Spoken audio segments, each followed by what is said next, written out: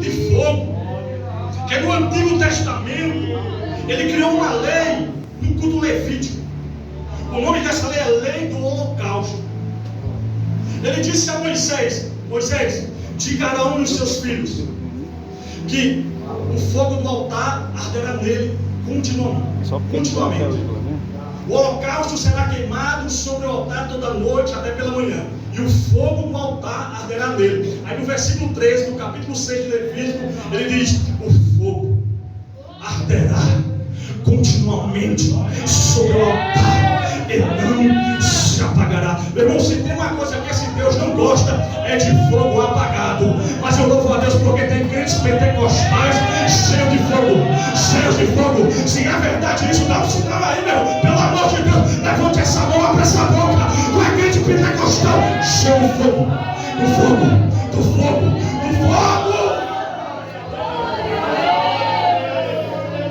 Paulo disse a Timóteo: reavivas o dom de Deus que há em ti. A palavra reavivas ali, no original grego, é anasopireu. E o prefixo ana de anasopireu, ele tanto pode indicar aumentar o fogo, como tornar a acendê-lo. Por isso, nessa tarde, você tem a oportunidade de aumentar o fogo. Por quê? Porque a presença de Deus está aqui nesse templo. E Davi cantou dizendo: pelo resplendor da sua presença, brasas de fogo se acendem. Já tem brasas de fogo aqui nessa tarde. Eu quero ver pegando fogo aí. Pegando fogo, já está pegando, só quem agora.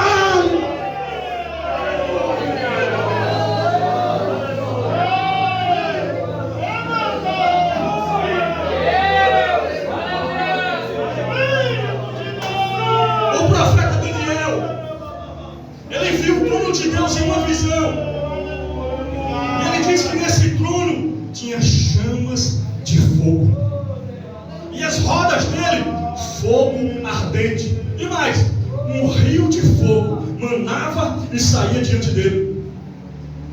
Eu imagino alguém chegando para João Batista e dizendo: que é isso, João? Tá famoso, hein? Tá grande, hein? Todo mundo deixando Jerusalém para vir te ouvir no deserto. Tu é grande, hein, João? Eu imagino João Batista dizendo: tô não, rapaz. Eu sou pequeno. Grande mesmo é o que vem após mim. Como assim, João? Eu batizo com água para arrependimento, mas aquele que vem após mim, ele vos batizará com o Espírito Santo e com fogo. Atos capítulo 2, versículo 3: e foram vistas por eles línguas repartidas como que de fogo. Se alguém chegasse para João, presbítero Jean, se alguém chegasse para João no evangelismo, logo após ele ter saído da ilha de Patmos, e perguntasse: João, é verdade que tu viu o Cristo glorificado, o Deus de quem eu sou? Ele diria: sim, é verdade. E aí, João, como foi? Conta para nós. João diria: e eu, João, que também sou vosso irmão e companheiro na aflição e no reino e paciência de Jesus Cristo, estava na ilha chamada Patmos por causa da palavra de Deus e pelo testemunho de Jesus Cristo. Eu fui arrebatado em espírito no dia do Senhor, e eu vi a de voz como de trombeta, que dizia: o que vê, escreve-o no livro e envia as 7 igrejas que estão na Ásia: a Éfeso, a Esmirna, a Pérgamo, a Tiatira, a Filadélfia e a Odisseia. Eu virei-me para ver quem falava comigo, e virando-me, vi 7 castiçais de ouro, e no meio dos 7 castiçais, um semelhante ao Filho do Homem, vestido até os pés de um vestido comprido, cingido pelo peito com um cinto de ouro. A sua cabeça era branco como uma lã branca, como a neve. João, me dá um detalhe dos seus olhos. Os seus olhos como chama de fogo.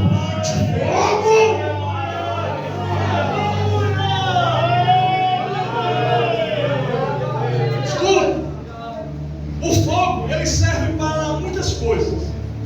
Dentre elas, iluminar, aquecer, mas também purificar. Por exemplo, quando um garimpeiro ele encontra no garimpo uma pepita, isto é, uma pedra de ouro, ela no seu estado bruto pode parecer irreconhecível para a maioria das pessoas. Por quê? Porque ela está coberta de sujeira. Então seu brilho, ele é mínimo, ou até mesmo ausente. Sendo assim, muitas das vezes, ela é desvalorizada. Contudo, a sua aparência não invalida a sua essência. Quando o especialista olha, ele diz: opa, está suja, mas tem valor. É só colocar na água e depois no fogo. Deixa eu te contar algo. Eu e você somos uma pepita que o garimpeiro e o Espírito Santo encontrou lá no mundo. Estávamos cobertos de sujeira, de mazela, de pecado, lamaçal. Mas o garimpeiro e o Espírito Santo olhou e disse: opa, está suja, está sujo, está cheio de cachaça, está cheio de prostituição, mas tem valor. É só colocar na água. Palavra, João 15:3. Vós já estáis limpos pela palavra que vos tenho pregado. Efésios capítulo 5, versículo 26, Paulo falando sobre a igreja diz: para a santificar, purificando com a água pela lavagem da palavra. E depois é só colocar no fogo. Mateus capítulo 3, versículo 1 diz: eu na verdade vos batizo com água para arrependimento, mas aquele que vem após mim, o qual é mais poderoso do que eu, não sou digno de levar as suas sandálias, ele vos batizará com o Espírito Santo.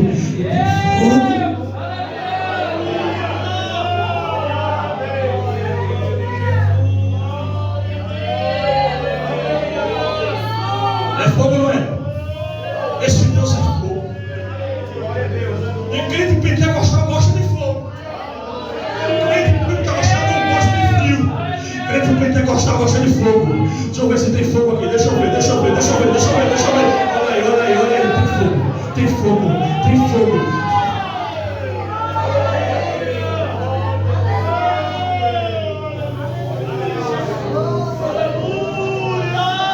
Só que observe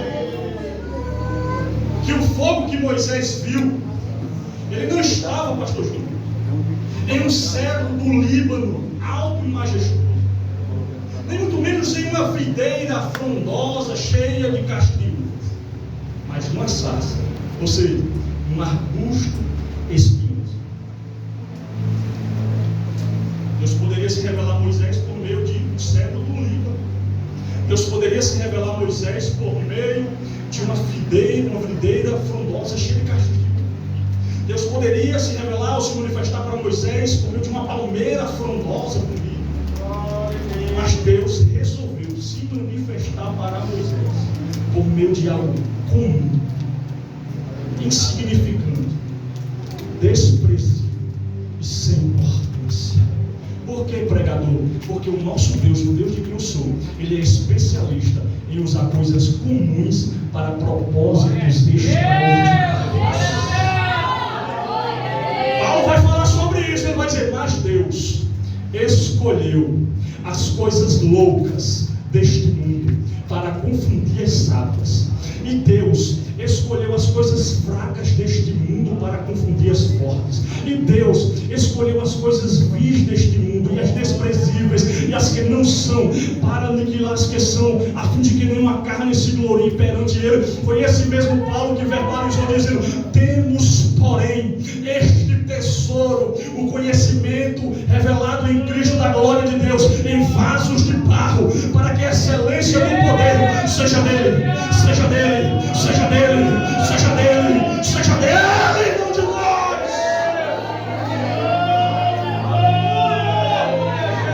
Deus poderia ter escolhido a mim, meu irmão. Deus poderia ter escolhido alguém mais capacitado. Filosoficamente, moralmente, Deus poderia ter escolhido alguém melhor para manifestar a sua glória na terra. Mas dá uma olhadinha para o seu lado aí, veja quem ele escolheu. Aleluia! Arbustos espinhosos, cheios de defeito. Uma hora está adorando, outra hora está murmurando. Uma hora está tocando o céu, outra hora está lá tocando o inferno. Mas mesmo assim Deus escolheu, cheios de falha, de problema, de mazela, de murmuração. Mas Deus te escolheu. E aí, se ele te escolheu, foi com tua cara, meu irmão. Vai reclamar com ele. Ele te escolheu. Ele te escolheu.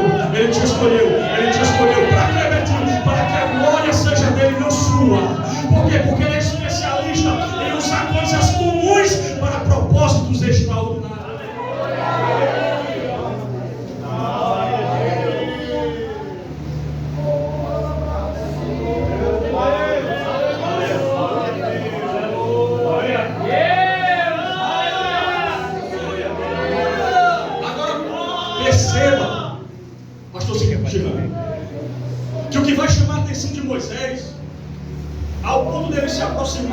revelação de Deus que está na sarça, quando aquela chama de fogo, no anjo do Senhor, não é o fato da sarça estar pegando fogo. Porque sarça pegar fogo no deserto é algo natural, é comum. No deserto da Arábia, onde a temperatura chegava a aproximadamente 50 graus Celsius, a coisa mais natural. Acontecia presbítero Mário com frequência.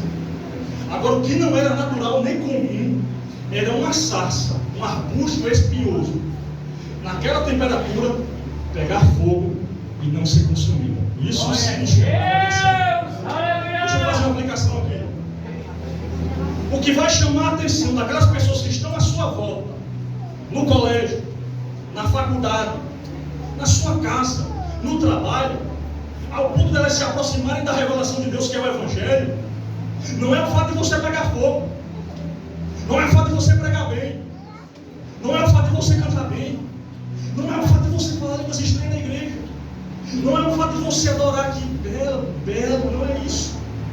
O que vai chamar a atenção das pessoas, ao ponto de elas dizer, eu quero Deus, eu quero esse Deus, é o fato de você pegar fogo aqui dentro e não ser consumido lá fora. É não ser consumido pela pornografia. É não ser consumido pela fornicação. É não ser consumido pelo homossexualismo. É não ser consumido pelo lesbianismo. É não ser consumido pela ideologia de gênero. É não ser consumido pelo mundanismo. Isso sim vai chamar a atenção das pessoas ao ponto de elas dizerem, eu quero se aproximar desse Deus, eu quero esse Deus, eu quero esse Deus, eu quero esse Deus, eu quero esse Deus. A mudança! Por quê? Porque infelizmente muitas pessoas que falam de Jesus e dizem que são dele, vivem como se dele não fosse. Pelo contrário, representam diversos papéis. Tem um comportamento em casa, outro no trabalho, outro no colégio, outro na escola e outro na igreja. São como Naamã, heróis do campo de guerra, mas leprosos dentro de casa. Infelizmente, muitos jovens crentes não se envergonham de serem os piores referenciais de conduta, tanto na sala de aula como no recreio. Infelizmente, muitos jovens cristãos não têm tido pureza no namoro, mãozinha perigosa. A virgindade, a castidade, pastor, tem sido uma raridade até mesmo no meio dos jovens cristãos. É por isso que a cavote, a glória, o peso da glória de Deus não se manifesta tão vividamente como outrora. É não há santidade, não há pureza. E o Deus de quem eu sou é santo. Glória a Deus.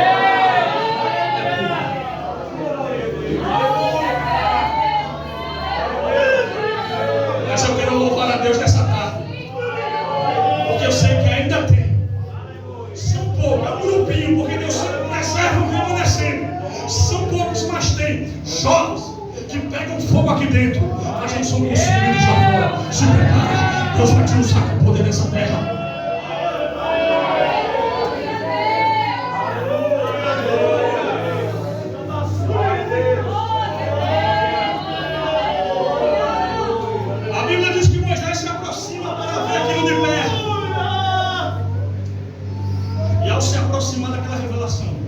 Deus fala com Moisés no meio da sarça. Ou seja, meu amigo e profeta de Deus, do meio do nada importante, Deus o convoca para mudar o rumo da história. Esteja com seus ouvidos atentos, porque Deus ainda fala por meio dos madrugadores do nosso cotidiano.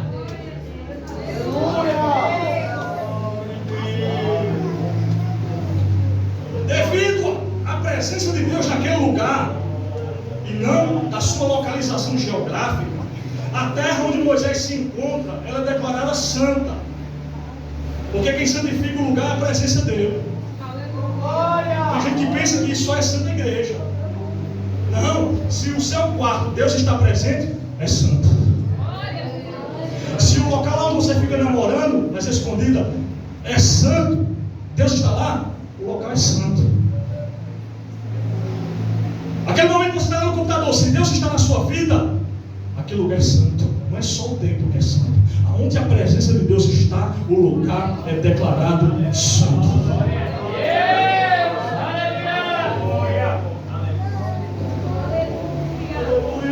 Moisés se aproxima. E ele é instruído a não se aproximar e a remover a sandália dos seus pés. Eu já vi alguém aqui no Líbano, nosso meio evangélico, primeira vez que eu estou pregando aqui, dizer que não, é porque as sandálias eram egípcias. Irmãos, que mente fértil. Já fazia 40 anos que Moisés tinha abandonado o Egito, atravessou o deserto, estava lá em Midian cuidando de ovelha no deserto. As sandálias não eram de ferro, não. O milagre da preservação só foi acontecer depois da saída do povo do Egito. Então tem gente para enfrentar, porque feita a mensagem aí, a sandália era egípcia. Josué também era. Antes de invadir Jericó, o anjo disse: tira a sandália dos pés, que o lugar da terra santa. Agora é fato, a arqueologia comprova isso, que entre os sacerdotes egípcios, o tirar a sandália dos pés diante de uma divindade era uma confissão de contaminação pessoal e de indignidade de estar presente ou na presença da santidade imaculada. Então Moisés entendeu naquele momento que ele estava diante da santidade imaculada. E ele compreendeu, pastor Raimundo, o quão ele era indigno de estar naquele lugar. Eu acho interessante porque o mundo diz que a contemplação do eu eleva o eu a um nível superior. A minha Bíblia mostra o contrário. Que a contemplação do eu, quando feita de forma correta, diante da presença da santidade de Deus, ela nos mostra o quão indignos somos. Lembra de Isaías? Quando viu o Senhor sentado no alto e sublime trono, ele disse: ai de mim, que sou um homem de lábios impuros e habito no meio de um povo de impuros lábios. Lembra do centurião de Cafarnaum? Diante da presença de Jesus, ele disse: Senhor, eu não sou digno. Porque ele faz uma autocontemplação de si mesmo, que entra debaixo do meu telhado, mas basta só uma palavra e o meu criado sará. Lembra do publicano? O publicano na parábola, ele batia no peito dizendo: ó Deus, tem misericórdia de mim, pecador. Lembra de Pedro, diante da pesca maravilhosa, ao contemplar a presença de Jesus, a glória de Jesus, ele ensinou: ausenta-te de mim, porque eu sou um homem pecador. Porque a santidade de Deus nos mostra um pequeno e indigno som de estar nessa presença.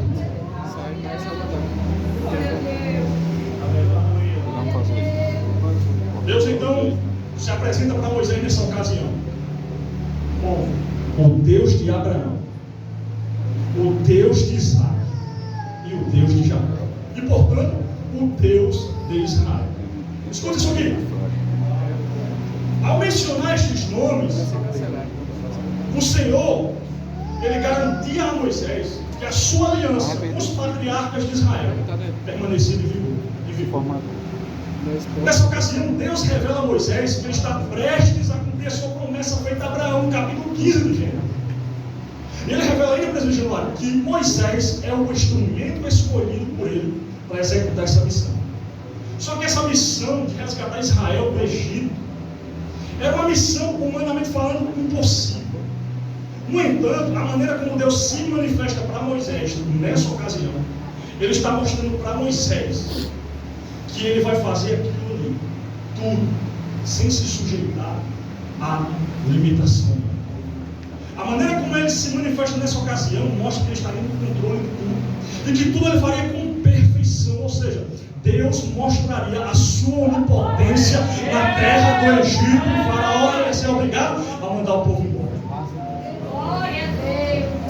Agora escuta isso aqui.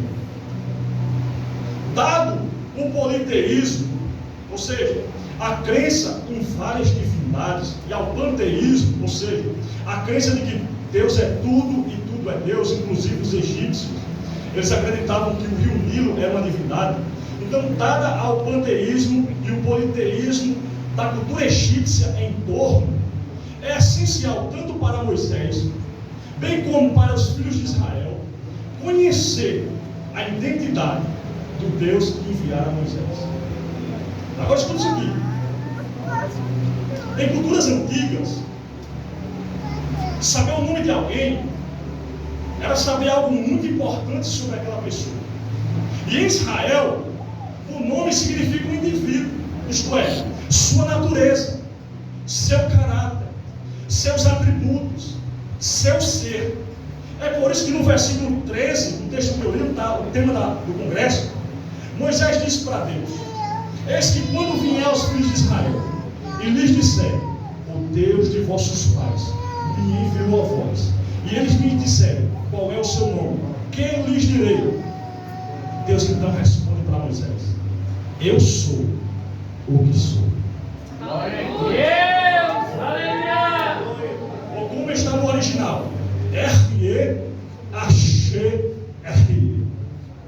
Ou seja, eu serei o que serei.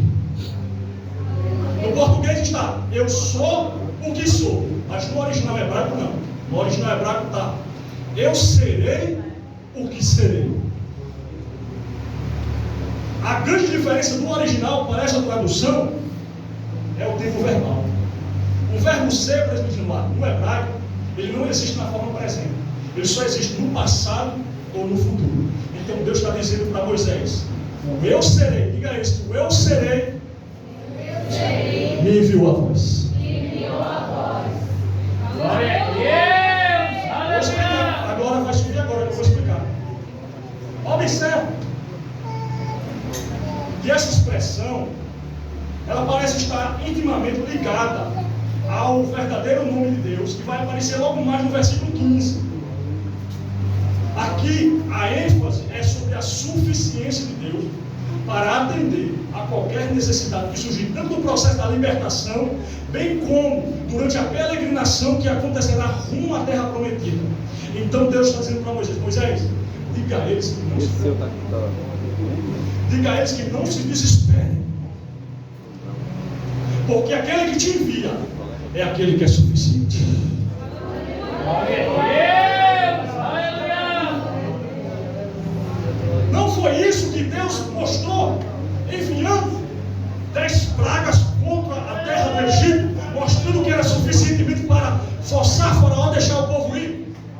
Eu pergunto, não foi isso que Deus mostrou quando o povo saiu do Egito e estava encurralado dentro do mar vermelho, Faraó atrás, e Deus abriu um caminho no meio do mar para o povo passar para Egito?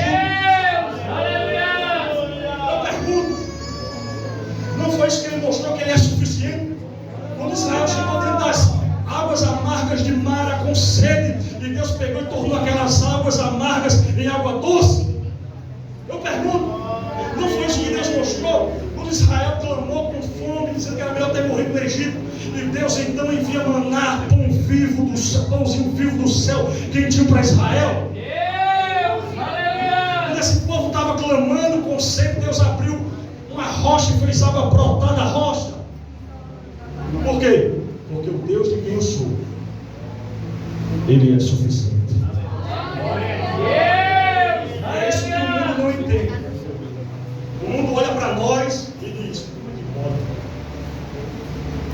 não pula carnaval, não dança quadrilha, não sai no final de semana para ir tomar cachaça, tomar um baseado, mas mesmo assim é feliz, é alegre, anda dando glória a Deus.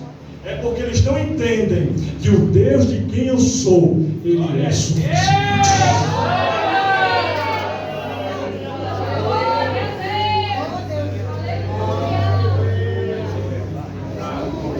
Vou correr, eu poderia falar mais algumas coisas, mas vou correr.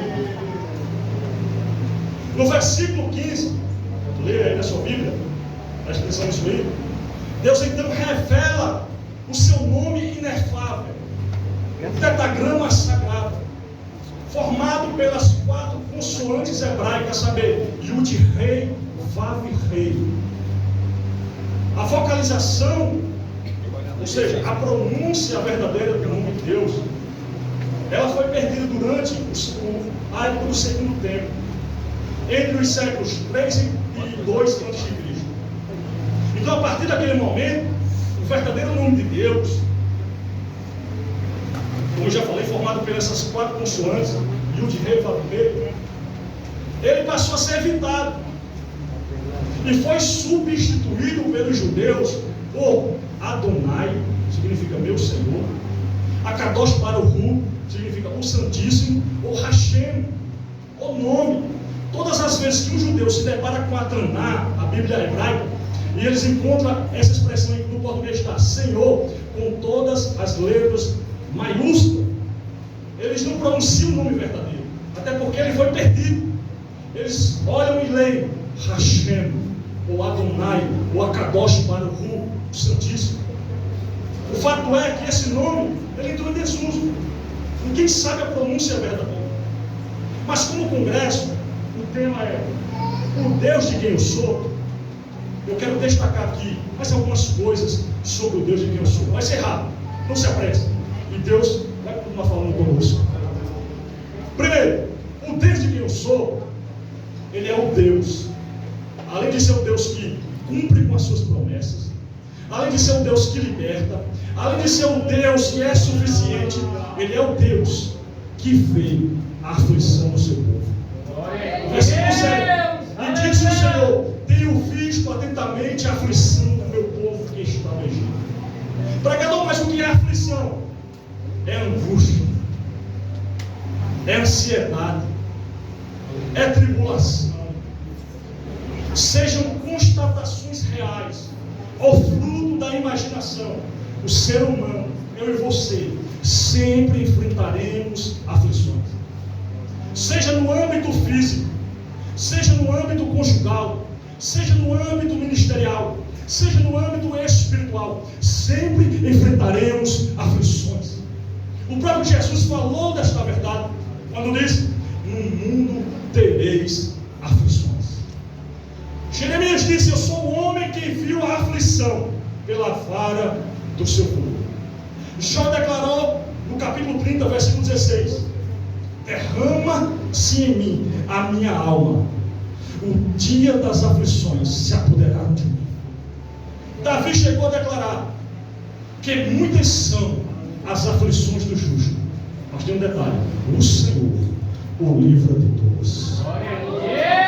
Isso te alegra, muito mais me conforta as palavras de Paulo, porque Paulo diz que para ele tinha por certo que as aflições desse tempo presente não são para comparar com a glória em quem nós há de ser revelada.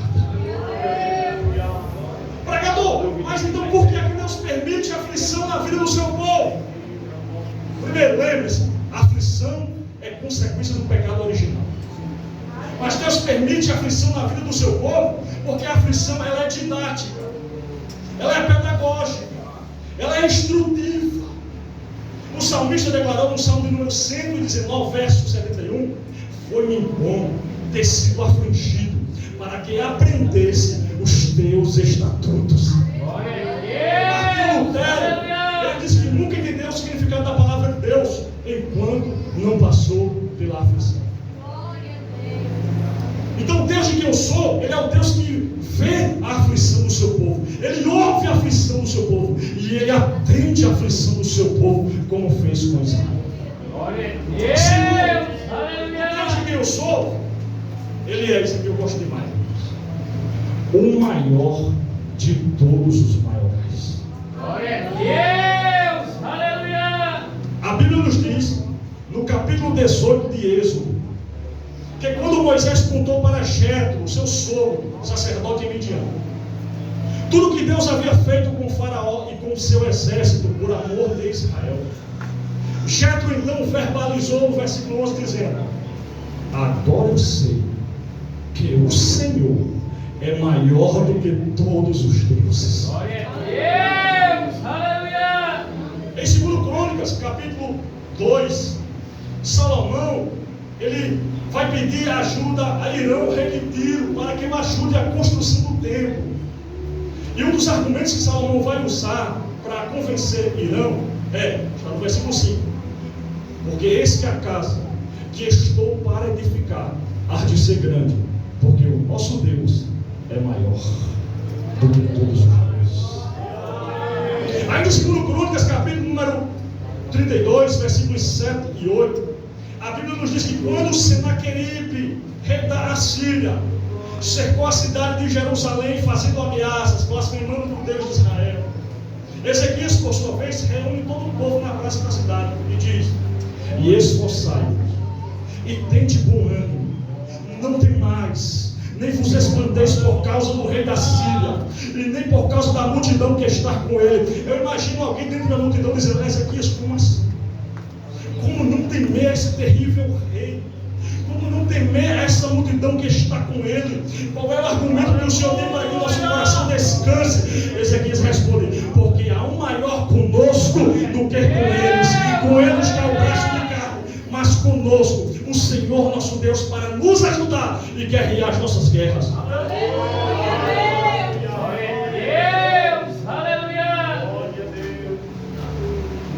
Mateus capítulo 12. Os fariseus e escribas pegam um sinal a Jesus. Jesus disse que nenhum sinal seria dado senão de Jonas. No versículo 40, Jesus diz: no dia do juízo, os ninivitas se levantarão com essa geração e a condenará. Por quê? Porque ouviu a pregação de Jonas e se arrependeu. Aqui está quem é maior do que Jonas.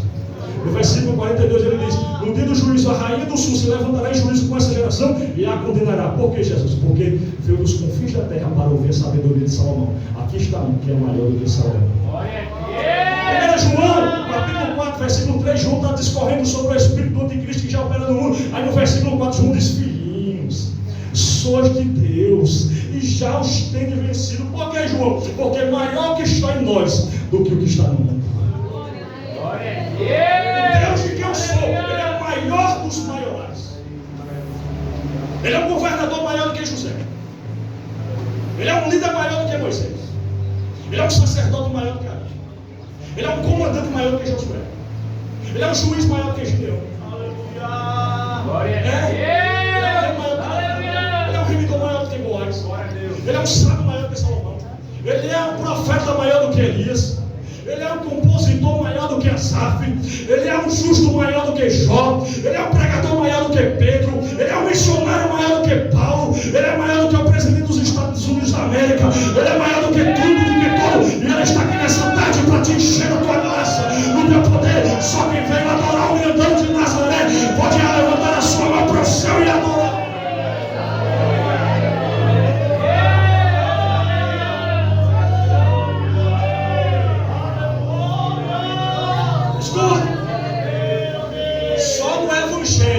Escrito por João, nós encontramos pelo menos 7 declarações do próprio Deus de quem eu sou a respeito de quem ele é. É lindo.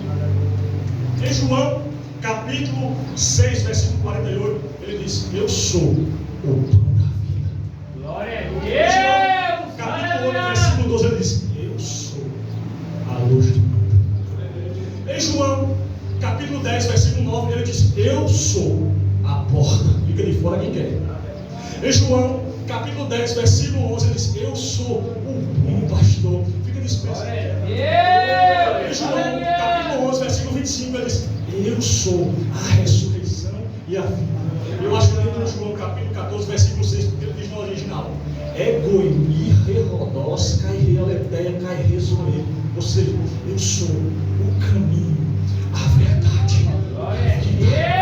João capítulo 15, versículo 1, ele diz: eu sou a videira verdadeira. Ele é grande, ele é grande, ele é grande. O Deus de quem eu sou é grande. No Salmo 24, verso 7, ele é o rei da glória. Em Daniel, capítulo 4, versículo 37, ele é o rei dos céus. Em Mateus, capítulo 2, versículo 2, ele é o rei de Judeu. Em João, capítulo 1, versículo 9, ele é o rei de Israel. Em 1 Timóteo, capítulo 1, versículo 17, ele é o rei dos séculos. Em Apocalipse, capítulo número 15, versículo 3, ele é o rei dos santos. E em Apocalipse, capítulo 19, versículo 16, só para abalar o inferno, ele é aquele que vem montado num cavalo branco. Nas suas vestes salpicadas de sangue, e na sua coxa está escrito: Rei, Rei, Rei dos reis e Senhor dos senhores. Esse é o Deus de quem eu sou.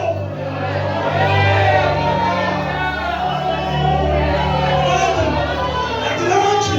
Só quem adora Ele, só quem adora, eu vou dar 1 minuto para você adorar a Ele. Eu vou deixar você adorar Ele por 1 minuto, vai, aumenta o volume, vai, enquanto você adora, sente a presença do grandão aí, vai, abre a boca, seja batizado pelo grandão agora, seja curado pelo grandão, ele está aqui dentro, pega, seja cheio.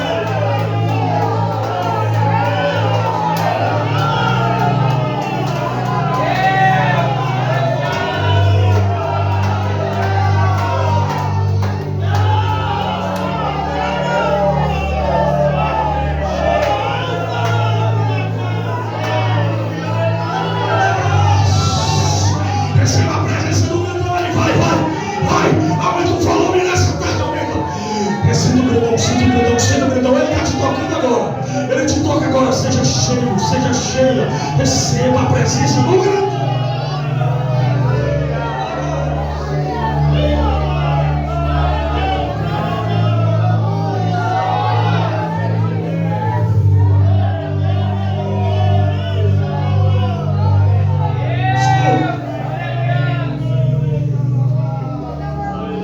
O Deus de quem eu sou, além de ser o Deus que cumpre com as suas promessas, independente das dificuldades, além de ser o Deus que além de ser o Deus que se revela por meio de coisas boas, além de ser o Deus que é suficiente, além de ser o Deus que ouve e vê a aflição do seu povo, além de ser o Deus que é o maior de todos os maiores, Ele é o único que venceu. Ele é o único que venceu. No capítulo 5 do livro do Apocalipse, João tem uma visão de um livro selado com 7 selos, que estava na testa daquele que estava sentado sobre o trono. João também vê um anjo forte que bradava com grande voz, dizendo: quem é digno de abrir o livro e de desatar os seus selos? E João, ao constatar que ninguém no céu, que ninguém na terra e que ninguém debaixo da terra podia olhar para aquele livro e abri-lo, João começa a chorar copiosamente. Parece um bebê. Só que eu aprendi na Bíblia que o Deus de quem eu sou, Ele sempre tem uma solução para os problemas que nos levam às lágrimas. Lembram dele na casa de Jairo, o principal do sacerdote? Quando ele chega lá, está todo mundo pranteando e chorando pela menina. E ao chegar lá, ele olha para aquela multidão e diz: por que vos alvoroçais e chorais? A menina não está morta, apenas dorme. Ele a toma pela mão e diz a ela: Talita cum, que traduzido é: menina, eu te digo, levanta-te. Pega os seus pais. Vocês estão lembrados dele na cidade de Naim? Ele se depara com uma viúva chorosa. Já havia perdido o marido e agora estava perdendo o único filho. E ele olha para aquela mulher e diz: mulher, não chores. Ele toca no esquife e os que levavam o defunto pararam.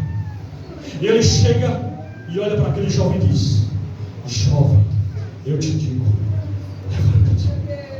O defunto se levanta e começa a falar.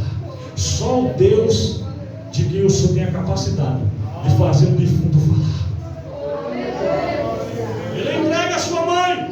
Por quê? Porque ele sempre tem uma solução para os problemas que nos levam às lágrimas. E com João não foi diferente. João está chorando.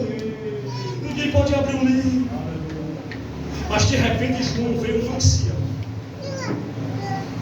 E o ancião brada para João dizendo: não chores.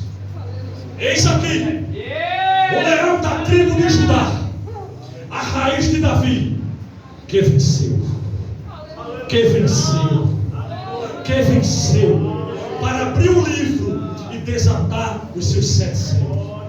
Pregador, o que foi que ele venceu? Fica de pé comigo, por favor. Bora. Fica de pé comigo. Aleluia. Agora você já vai para louvar. Abriu essa possibilidade. Pregador, o que foi que ele venceu? O Deus de quem eu sou, de quem você é, de quem nós somos. Ele venceu os 5 maiores inimigos do mundo. Ele venceu o pecado, o maior mal. Ele venceu o mundo, o maior desafio. Ele venceu o diabo, o maior inimigo. Ele venceu a morte, a maior realidade e frustração. E ele venceu o inferno, o maior mal. Glória a Deus! Aleluia! E ao vencer tudo isso, ele deu um grado dizendo: é-me dado todo o poder no céu e na terra. Irmãos, eu estou sentindo a presença dele aqui. Aqui não é coisa de pregador besta, não. Eu estou todo arrepiado com a presença do Deus de quem eu sou. E se você não está, se prepare, porque ele vai te pegar onde você está. Paulo é somente isso. Paulo vai zombar do inferno e da morte. Paulo vai dizer: onde está, ó morte, o teu aguilhão? Onde está, o inferno, a tua vitória? O aguilhão da morte é o pecado, e a força do pecado é a lei. Mas graças a Deus, que nos dá vitória por nosso Senhor Jesus Cristo. Eu convido a banda para louvar. Enquanto a banda louva, comece a meditar sobre o Deus de quem você é. E enquanto eles louvam, eu vou orar por você. Eu convido aqui na frente, se puder, jovens que sabem que tem uma chamada de Deus para pregar, para louvar. Sabe que Deus tem algo na sua vida. Jovem que não são batizados com o Espírito Santo, eu te convido a vir aqui na frente. Lembre-se, Deus usa pessoas comuns para propósitos extraordinários. Aleluia. Te convido. Feche os seus olhos. Esqueça o pregador. Lembre-se do Deus de quem eu sou. Ele está vivo. É por isso que o mundo o odeia, porque ele está vivo. Ele disse a João na visão: João, eu sou o que vive. Fui morto, mas eu estou vivo para todo sempre. Amém. Eu estou presente, se é verdade que ele está vivo. Comece a sentir a presença dele.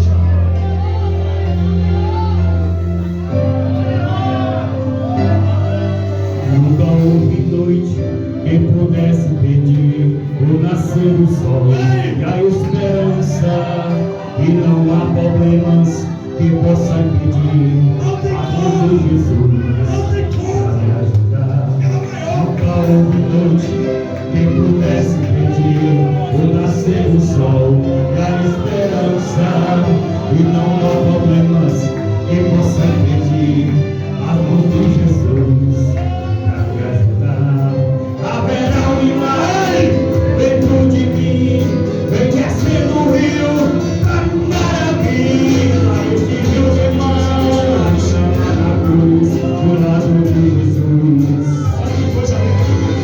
Haverá um milagre dentro de mim, vem descendo o rio para inundar a vida.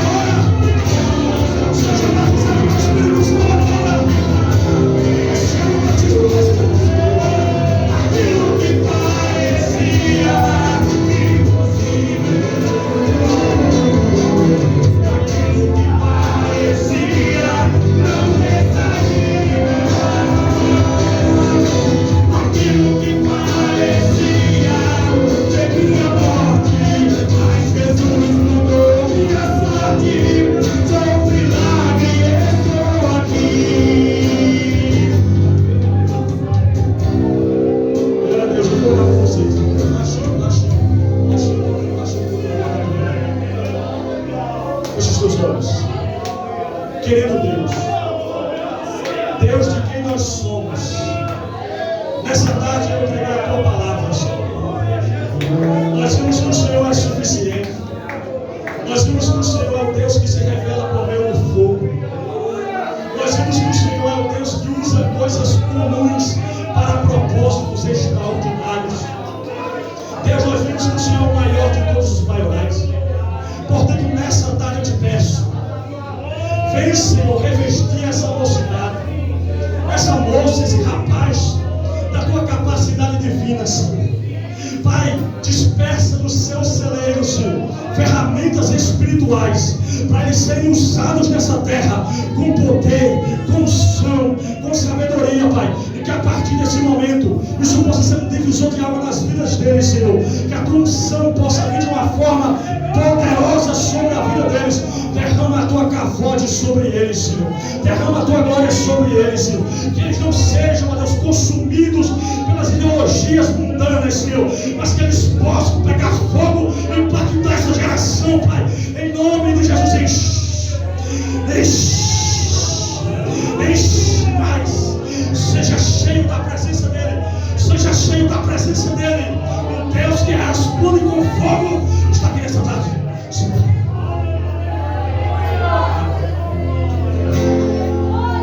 O santo dos santos, a fumaça me esconde, só teus olhos me veem, debaixo de tuas asas, é o meu abrigo, meu lugar secreto, só tua graça me basta.